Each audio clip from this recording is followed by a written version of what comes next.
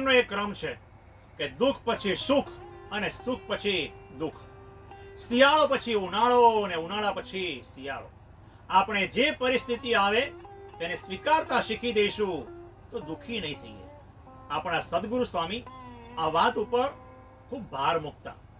તેઓ તેમના આસને બેઠા હોય, ઉનાળાનો સમય હોય અને કોઈ કહે બહુ ગરમી છે, બહુ ગરમી છે, ત્યારે સદગુરુ સ્વામી કહેતા, બોલવાથી ગરમી ઓછી થઈ જશે ખરી?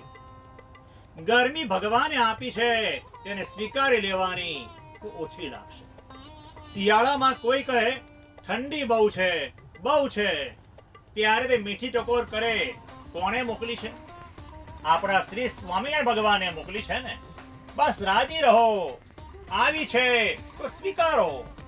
બહુ લાગે તો ઓઢી લો, પણ ઠંડી કે ગરમીનું ભજન કરશો તો વધારે લાગશે.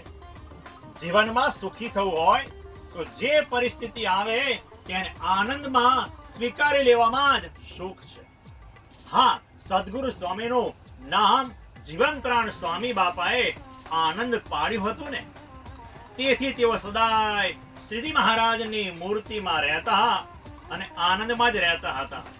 તેમના દર્શન કરીએ ને તો પણ આપણને આનંદ થઈ જાય.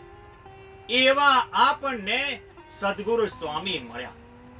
ચાલો તેમના કહેલા વચનોને યાદ કરીએ, સદગુરુ સ્વામીને યાદ કરીએ તો આપણું જીવન આનંદમય બની જશે. જય સ્વામિનારાયણ.